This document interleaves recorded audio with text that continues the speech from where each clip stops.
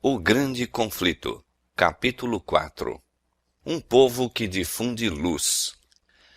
Por entre as trevas que baixaram à terra durante o longo período da supremacia papal, a luz da verdade não poderia ficar inteiramente extinta.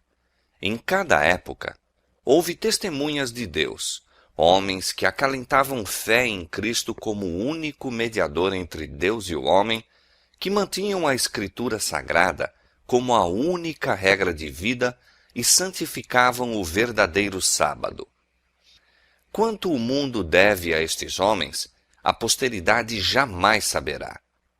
Foram estigmatizados como hereges, impugnados os seus motivos, criticado o seu caráter e suprimidos, difamados ou mutilados os seus escritos.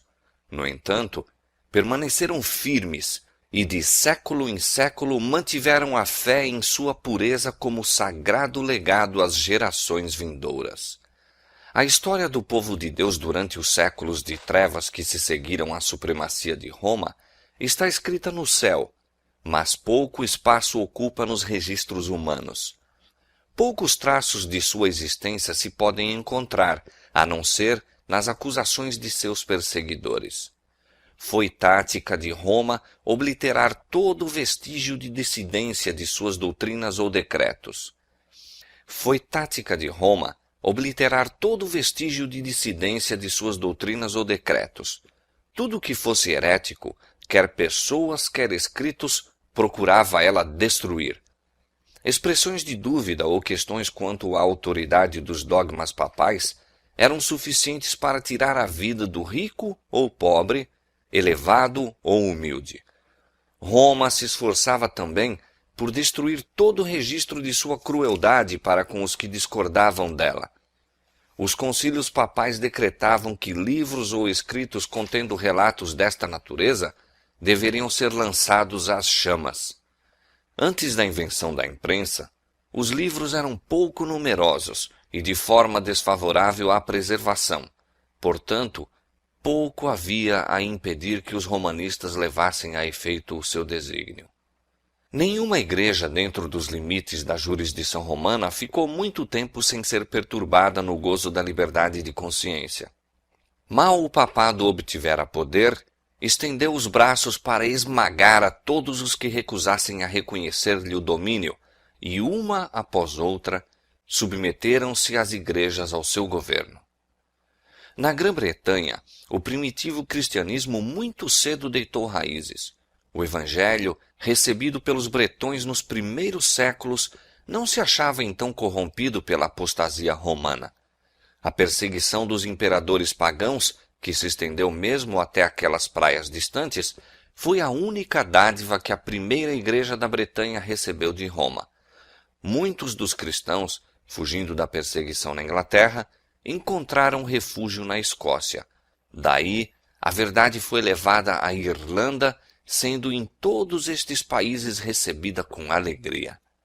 Quando os saxões invadiram a Bretanha, o paganismo conseguiu predomínio. Os conquistadores desdenharam ser instruídos por seus escravos e os cristãos foram obrigados a retirar-se para as montanhas e agrestes pauís. Não obstante, a luz por algum tempo oculta continuou a arder. Na Escócia, um século mais tarde, brilhou ela com um fulgor que se estendeu a muito longínquas terras. Da Irlanda vieram o piedoso Columba e seus colaboradores, os quais, reunindo em torno de si os crentes dispersos da solitária ilha de Iona, fizeram desta o centro de seus trabalhos missionários. Entre estes evangelistas encontrava-se um observador do sábado bíblico, e assim esta verdade foi introduzida entre o povo. Estabeleceu-se uma escola em Iona, da qual saíram missionários não somente para a Escócia e Inglaterra, mas para a Alemanha, Suíça e mesmo para a Itália. Roma, porém, fixara os olhos na Bretanha e resolvera pô-la sob sua supremacia. No VI século, seus missionários empreenderam a conversão dos pagãos saxões. Foram recebidos com favor pelos orgulhosos bárbaros e induziram muitos milhares a professar a fé romana. O trabalho progredia e os dirigentes papais e seus conversos encontraram os cristãos primitivos. Eloquente contraste se apresentou. Os últimos eram simples, humildes de caráter, doutrina e maneiras segundo as Escrituras, ao passo que os primeiros manifestavam a superstição, a pompa, a arrogância do papado. O emissário de Roma exigiu que estas igrejas cristãs reconhecessem a supremacia do soberano pontífice. Os bretões mansamente replicaram que desejavam amar a todos os homens, mas que o Papa não tinha direito à supremacia na igreja e que eles poderiam prestar-lhe somente a submissão devida a todo seguidor de Cristo. Repetidas tentativas foram feitas para se conseguir sua adesão a Roma, mas esses humildes cristãos, espantados com o orgulho ostentado por seus emissários, firmemente replicavam que não conheciam outro mestre senão a Cristo. Revelou-se então o verdadeiro espírito do papado. Disse o chefe romano: se não receberdes irmãos que vos trazem paz, recebereis inimigos que vos trarão guerra. Se vos não unirdes conosco para mostrar aos saxões o caminho da vida, recebereis deles o golpe de morte. Não era isto simples ameaça. Guerra, intriga e engano foram empregados contra as testemunhas de uma fé bíblica, até que as igrejas da Bretanha foram destruídas ou obrigadas a submeter-se à autoridade do Papa. Em terras que ficavam além da jurisdição de Roma, existiram por muitos séculos corporações de cristãos que permaneceram quase inteiramente livres da corrupção papal. Estavam rodeados de pagãos e, no transcorrer dos séculos, foram afetados por seus erros, mas continuaram a considerar a Escritura Sagrada como a única regra de fé, aceitando muitas de suas verdades. Estes cristãos acreditavam na perpetuidade da lei de Deus e observavam o sábado do quarto mandamento. Igrejas que se mantinham nesta fé e prática existiram na África Central e entre os armênios, na Ásia. Mas dentre os que resistiram ao cerco cada vez mais apertado do poder papal, os valdenses ocuparam posição preeminente. A falsidade e corrupção papal encontraram a mais decidida resistência na própria terra em que o Papa fixara a sede. Durante séculos, as igrejas do Piemonte mantiveram-se independentes, mas afinal chegou o tempo em que Roma insistiu em submetê-las. Depois de lutas inúteis contra a tirania, os dirigentes destas igrejas reconheceram relutantemente a supremacia do poder a que o mundo todo parecia render homenagem. Alguns houve, entretanto, que se recusaram a ceder à autoridade do Papa ou do prelado. Estavam decididos a manter sua fidelidade a Deus e preservar a pureza e simplicidade de fé. Houve separação. Os que se apegaram à antiga fé retiraram-se. Alguns, abandonando os Alpes nativos, alçaram a bandeira da verdade em terras estrangeiras. Outros se retraíram para os vales afastados e fortalezas das montanhas e ali preservaram a liberdade de culto a Deus. A fé que durante muitos séculos fora mantida e ensinada pelos cristãos valdenses estava em assinalado contraste com as falsas doutrinas que Roma apresentava. Sua crença religiosa baseava-se na palavra escrita de Deus, o verdadeiro documento religioso do cristianismo. Mas aqueles humildes camponeses, em seu obscuro retiro, excluídos do mundo e presos à labuta diária entre seus rebanhos e vinhedos, não haviam por si só chegado à verdade em oposição aos dogmas e heresias da igreja apóstata. A fé que professavam não era nova. Sua crença religiosa era a herança de seus pais. Lutavam pela fé da Igreja Apostólica, a fé que uma vez foi dada aos santos. A Igreja no deserto e não a orgulhosa hierarquia entronizada na grande capital do mundo era a verdadeira Igreja de Cristo, a depositária dos tesouros da verdade que Deus confiara a seu povo para ser dada ao mundo. Entre as principais causas que levaram a Igreja verdadeira a separar-se da de Roma, estava o ódio desta ao sábado bíblico. Conforme fora predito pela profecia, o poder papal lançou a verdade por terra. A lei de Deus foi conculcada no pó, enquanto se exaltavam as tradições e costumes dos homens. As igrejas que estavam sob o governo do papado foram logo compelidas a honrar o domingo como dia santo. No meio do erro e superstição que prevaleciam, muitos, mesmo dentre o verdadeiro povo de Deus, ficaram tão desorientados que, ao mesmo tempo em que observavam o sábado, abstinham-se do trabalho também no domingo. Isto, porém, não satisfazia aos chefes papais. Exigiam não somente que fosse santificado o domingo, mas que o sábado fosse profanado, e com a mais violenta linguagem denunciavam os que ousavam honrá-lo. Era unicamente fugindo ao poder de Roma que alguém poderia, em paz, obedecer à lei de Deus. Os valdenses foram os primeiros dentre os povos da Europa a obter a tradução das Sagradas Escrituras. Centenas de anos antes da Reforma, possuíam a Bíblia em manuscrito na língua materna. Tinham a verdade incontaminada, e isto os tornava objeto especial do ódio e perseguição. Declaravam ser a Igreja de Roma a Babilônia apóstata do Apocalipse, e com perigo de vida erguiam-se para resistir às suas corrupções. Opressos pela prolongada perseguição, alguns comprometeram sua fé, cedendo pouco a pouco em seus princípios distintivos, enquanto outros sustentavam firme a verdade. Durante séculos de trevas e apostasia, houve alguns dentre os valdenses que negavam a supremacia de Roma, rejeitavam o culto às imagens como idolatria e guardavam o verdadeiro sábado. Sob as mais atrozes tempestades da oposição conservaram a fé. Acossados, embora pela espada dos saboianos, e queimados pela fogueira romana, mantiveram-se sem hesitação ao lado da palavra de Deus e de sua honra. Por trás dos elevados baluartes das montanhas, em todos os tempos refúgio dos perseguidos e oprimidos, os valdenses encontraram esconderijo. Ali conservou-se a luz da verdade a arder por entre as trevas da Idade Média. Ali, durante 1000 anos, testemunhas da verdade mantiveram a antiga fé.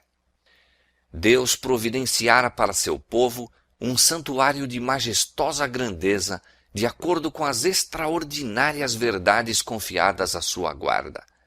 Para os fiéis exilados, eram as montanhas um emblema da imutável justiça de Jeová.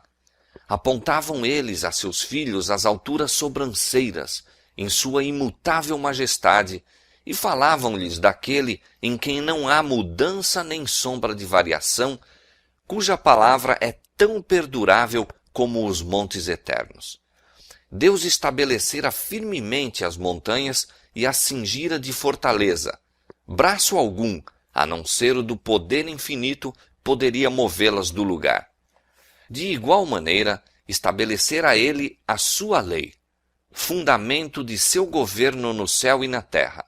O braço do homem poderia atingir a seus semelhantes e destruir-lhes a vida, mas esse braço seria tão impotente para desarraigar as montanhas de seu fundamento e precipitá-las no mar, como para mudar um preceito da lei de Jeová ou anular qualquer de suas promessas aos que lhe fazem a vontade.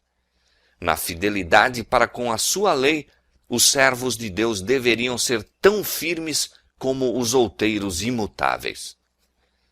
As montanhas que cingiam os fundos vales eram testemunhas constantes do poder criador de Deus e afirmação sempre infalível de seu cuidado protetor. Esses peregrinos aprenderam a amar os símbolos preciosos da presença de Jeová. Não condescendiam com murmurações por causa das agruras da sorte. Nunca se sentiam abandonados na solidão das montanhas. agradeciam a Deus por haver-lhes provido refúgio da ira e crueldade dos homens. Regozijavam-se diante dele na liberdade de prestar culto. Muitas vezes, quando perseguidos pelos inimigos, a fortaleza das montanhas se provara ser defesa segura. De muitos rochedos elevados entoavam eles louvores a Deus, e os exércitos de Roma não podiam fazer silenciar seus cânticos de ações de graças. Pura, singela e fervorosa era a piedade desses seguidores de Cristo. Os princípios da verdade avaliavam-nos eles acima das casas e terras, amigos, parentes e mesmo da própria vida. Semelhantes princípios ardorosamente procuravam eles gravar no coração dos jovens. Desde a mais tenra infância, os jovens eram instruídos nas Escrituras e ensinava-se-lhes a considerar santos os requisitos da lei de Deus. Sendo raros os exemplares das Escrituras Sagradas, eram suas preciosas palavras confiadas à memória. Muitos eram capazes de repetir longas porções tanto do Velho como do Novo Testamento. Os pensamentos de Deus associavam-se ao sublime cenário da natureza e às humildes bênçãos da vida diária. Criancinhas aprendiam a olhar com gratidão a Deus como o doador de toda mercê e conforto. Os pais, ternos e afetuosos como eram, tão sabiamente amavam os filhos que não permitiam que se habituassem à condescendência própria.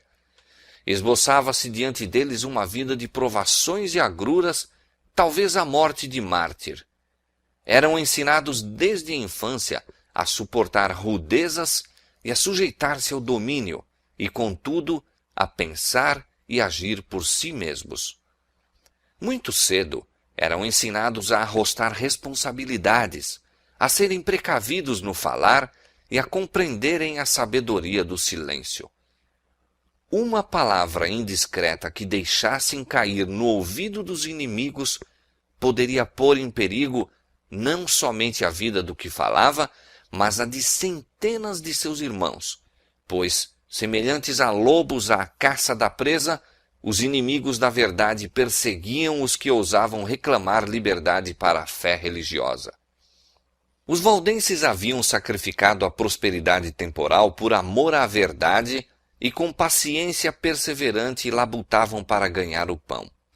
Cada recanto de terra cultivável entre as montanhas era cuidadosamente aproveitado. Fazia-se com que os vales e as encostas menos férteis das colinas também produzissem.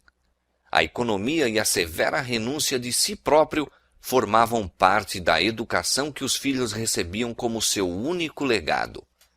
Ensinava-se-lhes que Deus determinara fosse a vida uma disciplina e que suas necessidades poderiam ser supridas apenas mediante o trabalho pessoal, previdência, cuidado e fé.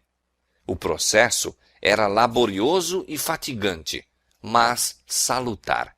Precisamente o de que o homem necessita em seu estado decaído, escola que Deus proveu para o seu ensino e desenvolvimento. Enquanto os jovens se habituavam ao trabalho e às perezas, a cultura do intelecto não era negligenciada. Ensinava-se-lhes que todas as suas capacidades pertenciam a Deus e que deveriam todas ser aperfeiçoadas e desenvolvidas para o seu serviço. As igrejas valdenses, em sua pureza e simplicidade, assemelhavam-se à igreja dos tempos apostólicos. Rejeitando a supremacia do Papa e prelados, mantinham a Escritura Sagrada como a única autoridade suprema infalível. Seus pastores, diferentes dos altivos sacerdotes de Roma, seguiam o exemplo de seu mestre, que veio não para ser servido, mas para servir.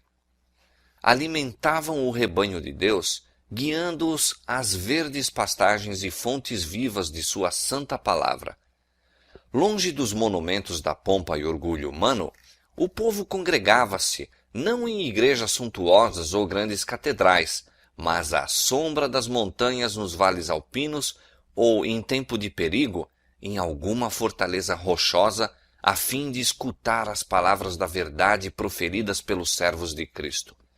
os pastores não somente pregavam o Evangelho, mas visitavam os doentes, doutrinavam as crianças, admoestavam aos que erravam e trabalhavam para resolver as questões e promover harmonia e amor fraternal.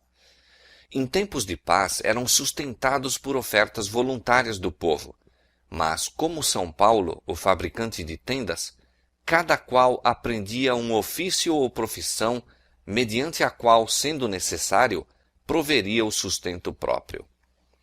De seus pastores recebiam os jovens instrução. Conquanto se desse atenção aos ramos dos conhecimentos gerais, fazia-se da Escritura Sagrada o estudo principal. Os evangelhos de São Mateus e São João eram confiados à memória, juntamente com muitas das epístolas. Também se ocupavam em copiar as Escrituras. Alguns manuscritos continham a Bíblia toda, outros apenas breves excertos, a que algumas simples explicações do texto eram acrescentadas por aqueles que eram capazes de comentar as Escrituras. Assim se apresentavam os tesouros da verdade durante tanto tempo ocultos pelos que procuravam exaltar-se acima de Deus. Mediante pacientes e incansáveis labores, por vezes nas profundas e escuras cavernas da terra, à luz de archotes eram copiadas as Escrituras Sagradas, versículo por versículo, capítulo por capítulo. Assim, a obra prosseguia, resplandecendo qual ouro puro a vontade revelada de Deus.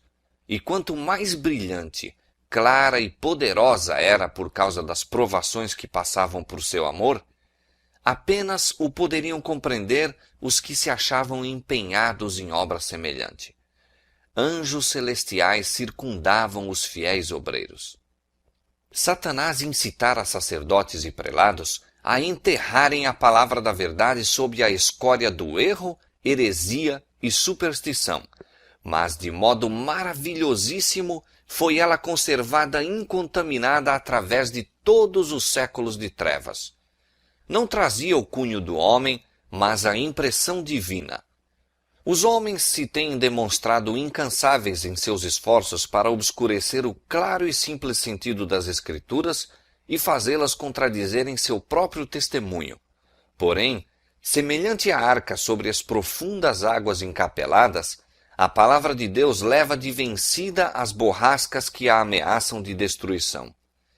Assim como tem a mina ricos veios de ouro e prata ocultos por sob a superfície, de maneira que todos os que desejam descobrir os preciosos depósitos devem cavar, assim, as Sagradas Escrituras têm tesouros de verdade que são revelados unicamente ao ardoroso, humilde e devoto pesquisador. Deus destinara a Bíblia a ser um compêndio para toda a humanidade na infância, juventude e idade madura, devendo ser estudada através de todos os tempos. Deu sua palavra aos homens como revelação de si mesmo. Cada nova verdade que se divisa é uma nova revelação do caráter de seu autor. O estudo das Escrituras é o meio divinamente ordenado para levar o homem à mais íntima comunhão com seu Criador e dar-lhe mais claro conhecimento de sua vontade. É o meio de comunicação entre Deus e o homem. Conquanto os valdenses considerassem o temor do Senhor como princípio da sabedoria, não eram cegos no tocante à importância do contato com o mundo, do conhecimento dos homens e da vida ativa para expandir o espírito e avivar as percepções. De suas escolas nas montanhas, alguns dos jovens foram enviados a instituições de ensino nas cidades da França ou Itália, onde havia campo mais vasto para o estudo, pensamento e observação do que nos Alpes nativos. Os jovens assim enviados eram expostos à tentação, testemunhavam o vício, defrontavam-se com os astuciosos agentes de Satanás que lhes queriam impor as mais sutis heresias e os mais perigosos enganos. Mas sua educação, desde a meninice, fora de molde a prepará-los para tudo isto. Nas escolas aonde iam, não deveriam fazer confidentes a quem quer que fosse. Suas verdades eram preparadas de maneira a ocultar seu máximo tesouro, os preciosos manuscritos das Escrituras.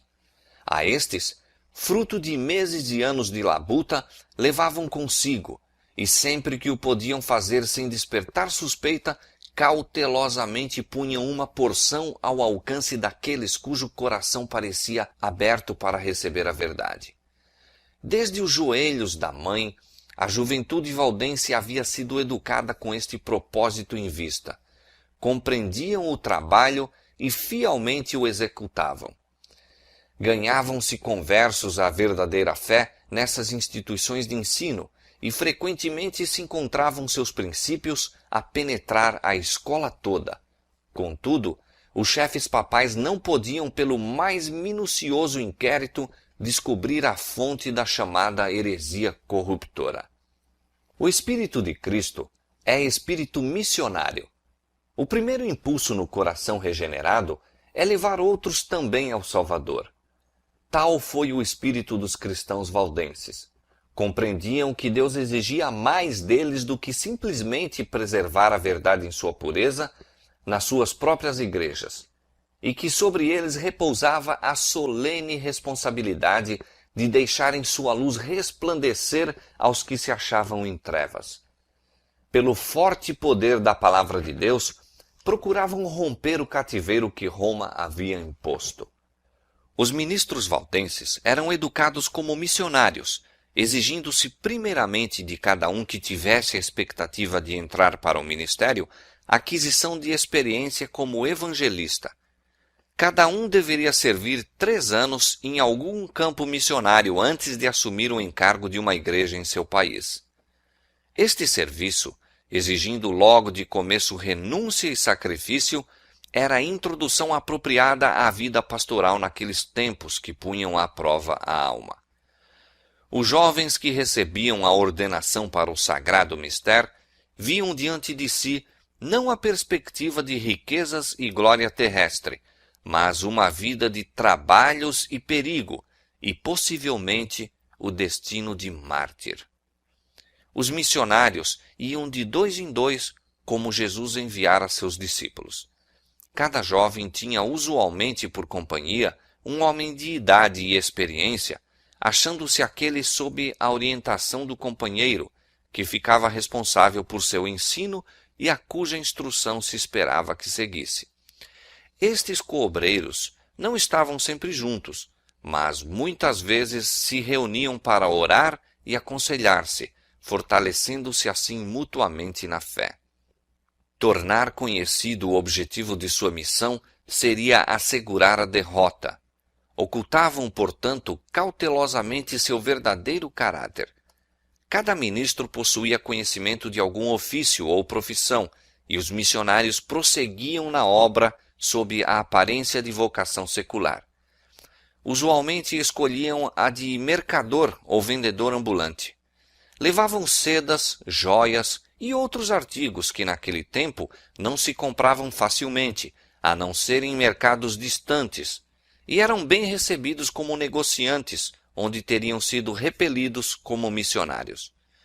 Em todo o tempo seu coração se levantava a Deus, rogando sabedoria, a fim de apresentar um tesouro mais precioso do que o ouro ou joias. Levavam secretamente consigo exemplares da Escritura Sagrada, no todo ou em parte. Quando quer que se apresentasse oportunidade, chamavam a atenção dos fregueses para os manuscritos. Muitas vezes assim se despertava o interesse de ler a palavra de Deus, e alguma porção era de bom grado deixada com os que a desejavam receber. A obra destes missionários começava nas planícies e vales ao pé de suas próprias montanhas, mas estendia-se muito além destes limites. Descalços e com vestes singelas e poentas da jornada como eram as de seu mestre, passavam por grandes cidades e penetravam em longínquas terras. Por toda a parte espalhavam a preciosa verdade. Surgiam igrejas em seu caminho e o sangue dos mártires testemunhava da verdade. O dia de Deus revelará a rica messe de almas encereiradas pelos labores destes homens fiéis.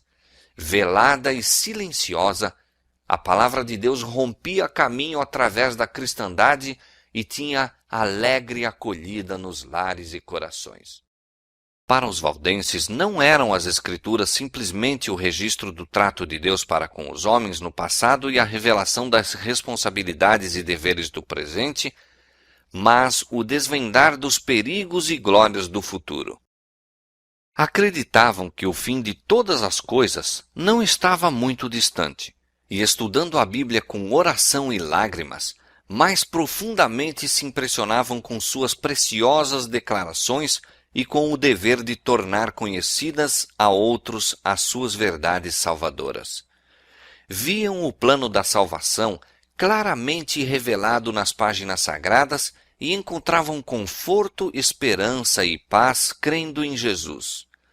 Ao iluminar-lhes a luz o entendimento e ao alegrar-lhes ela o coração, anelavam derramar seus raios sobre os que se achavam nas terras do erro papal. Viam que, sob a direção do Papa e sacerdotes, multidões debalde se esforçavam por obter perdão, afligindo o corpo por causa do pecado da alma. Ensinados a confiar nas boas obras para se salvarem, estavam sempre a olhar para si mesmos, ocupando a mente com a sua condição pecaminosa, vendo-se expostos à ira de Deus, afligindo alma e corpo, não achando, contudo, alívio.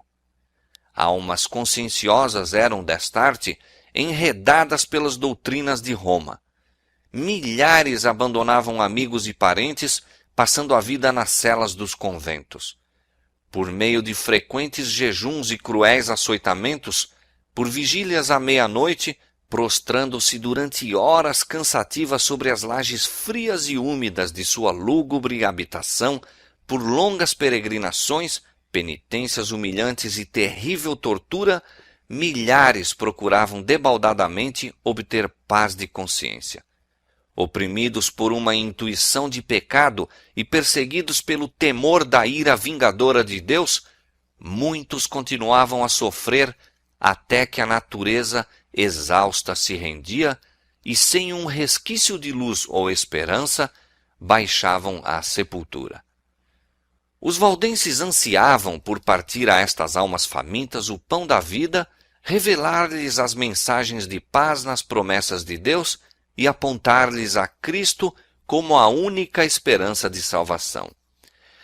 Tinham por falsa a doutrina de que as boas obras podem expiar a transgressão da lei de Deus. A confiança nos méritos humanos faz perder de vista o amor infinito de Cristo. Jesus morreu como sacrifício pelo homem porque a raça caída nada pode fazer para se recomendar a Deus. Os méritos de um Salvador crucificado e ressurgido são o fundamento da fé cristã. A dependência da alma para com Cristo é tão real e sua união com Ele deve ser tão íntima como a do membro para com o corpo ou da vara para com a videira. Os ensinos dos papas e sacerdotes haviam levado os homens a considerar o caráter de Deus e mesmo de Cristo como severo, sombrio e repelente. Representava-se o Salvador tão destituído de simpatia para com o homem em seu estado decaído, que devia ser invocada a mediação de sacerdotes e santos. Aqueles cuja mente fora iluminada pela palavra de Deus, anelavam guiar estas almas a Jesus, como seu compassivo e amante Salvador, que permanece de braços estendidos a convidar todos a irem a Ele com seu fardo de pecados, seus cuidados e fadigas. Almejavam remover os obstáculos que Satanás havia acumulado para que os homens não pudessem ver as promessas e ir diretamente a Deus, confessando os pecados e obtendo perdão e paz. Ardorosamente desvendava o missionário valdense as preciosas verdades do Evangelho ao espírito inquiridor. Citava com precaução as porções cuidadosamente copiadas da Sagrada Escritura. Era sua máxima alegria infundir esperança à alma conscienciosa, ferida pelo pecado, e que tão somente podia ver um Deus de vingança esperando para executar justiça.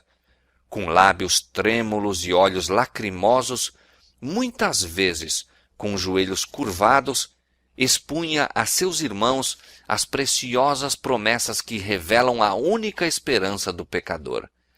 Assim, a luz da verdade penetrava muitas almas obscurecidas, fazendo recuar a nuvem lúgubre até que o sol da justiça resplandecesse no coração, trazendo saúde em seus raios. Dava-se a miúde o caso de alguma porção das Escrituras ser lida várias vezes, desejando o ouvinte que fosse repetida como se quisesse assegurar-se de que tinha ouvido bem. Em especial, se desejava de maneira ávida a repetição destas palavras: o sangue de Jesus Cristo, seu Filho, nos purifica de todo o pecado. 1 São João, capítulo 1, verso 7. Como Moisés levantou a serpente no deserto, assim importa que o Filho do Homem seja levantado, para que todo aquele que nele crê não pereça, mas tenha a vida eterna. São João, capítulo 3, versos 14 e 15.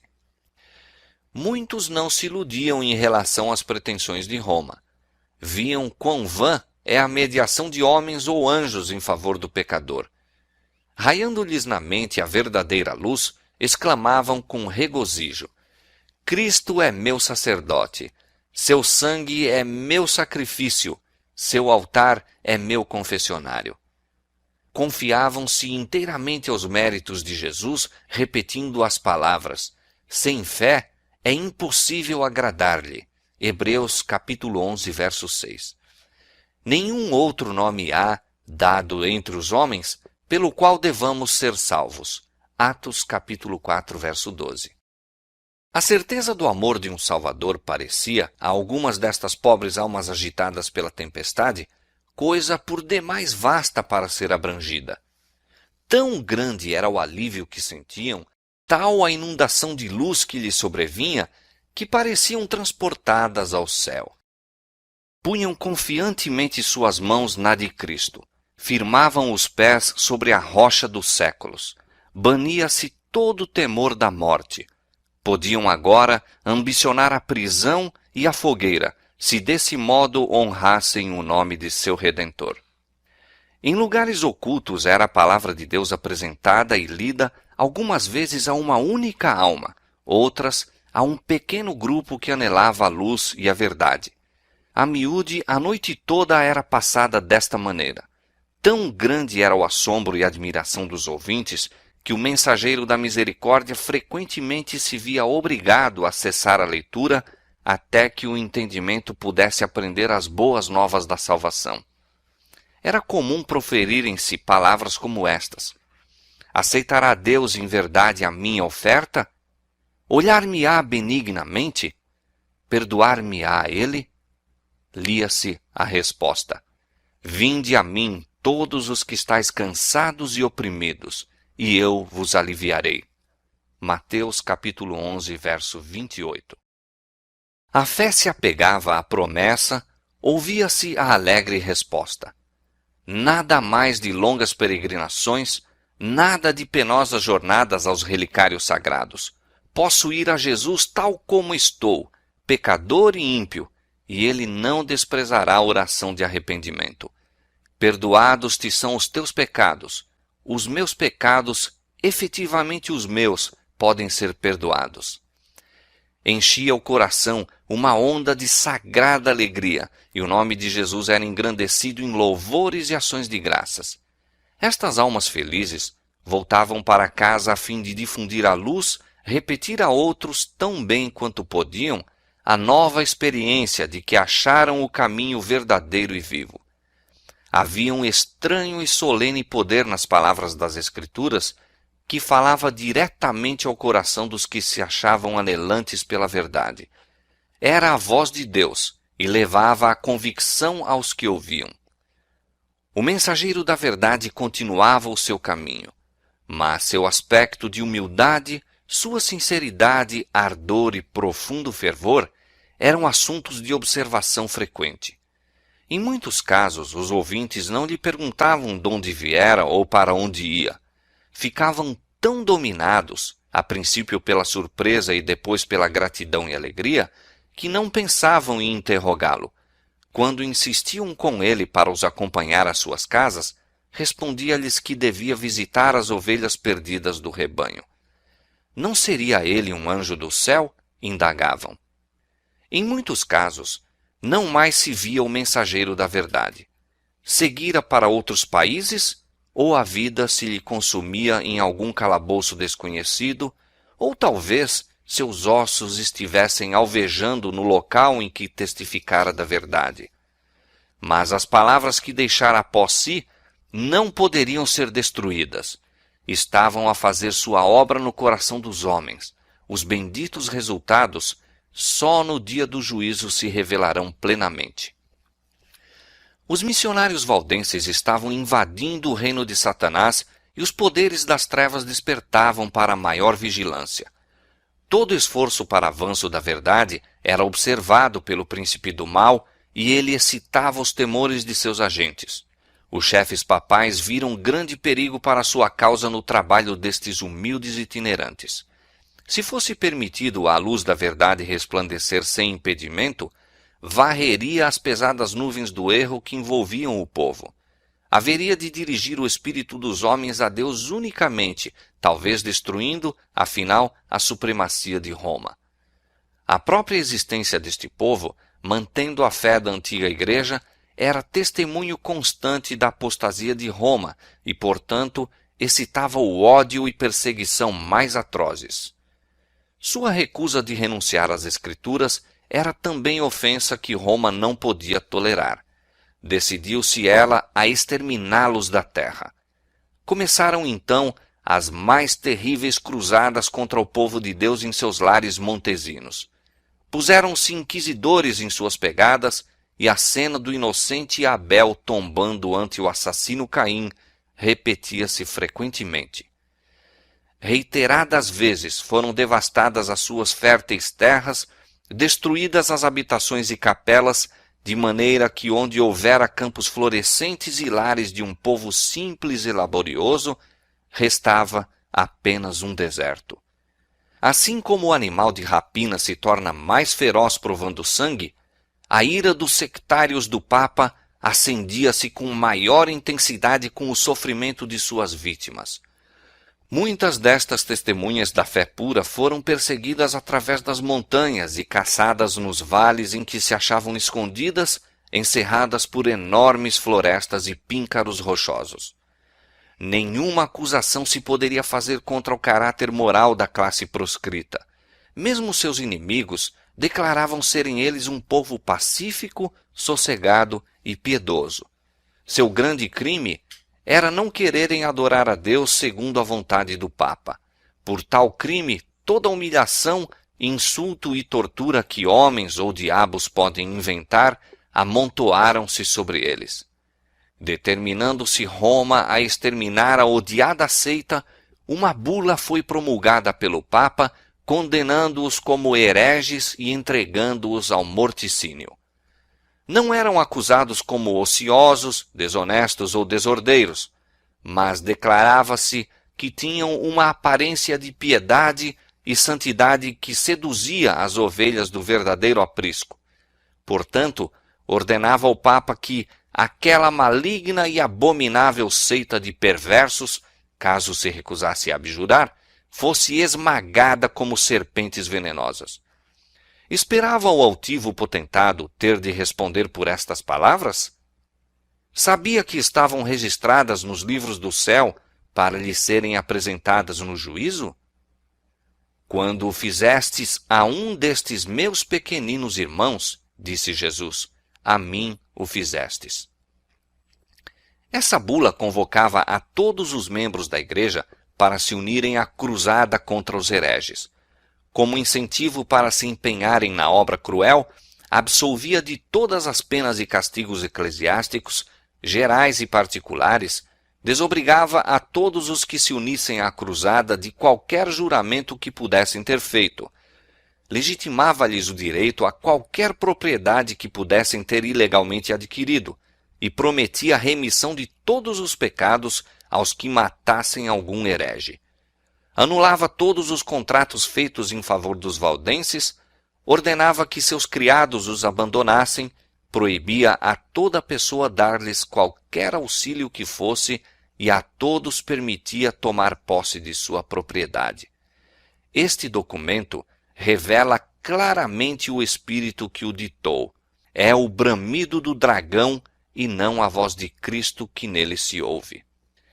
Os dirigentes papais não queriam conformar seu caráter com a grande norma da lei de Deus, mas erigiram uma norma que lhes fosse conveniente e decidiram obrigar todos a se conformarem com a mesma porque Roma assim o desejava. As mais horríveis tragédias foram encenadas. Sacerdotes e papas corruptos e blasfemos estavam a fazer a obra que Satanás lhes designava. A misericórdia não encontrava guarida em sua natureza. O mesmo Espírito que crucificou Cristo e matou os apóstolos, o mesmo que impulsionou o sanguinário Nero contra os fiéis de seu tempo, estava em operação a fim de exterminar da terra os que eram amados de Deus. As perseguições desencadeadas durante muitos séculos sobre este povo temente a Deus foram por ele suportadas com uma paciência e constância que honravam seu Redentor. Apesar das cruzadas contra eles e da desumana carnificina a que foram sujeitos, continuavam a mandar seus missionários a espalhar a preciosa verdade. Eram perseguidos até a morte, contudo, seu sangue regava a semente lançada e esta não deixou de produzir fruto. Assim, os valdenses testemunharam de Deus séculos antes do nascimento de Lutero. Dispersos em muitos países, plantaram a semente da reforma que se iniciou no tempo de Wycliffe, cresceu larga e profundamente nos dias de Lutero e deve ser levada avante até ao final do tempo por aqueles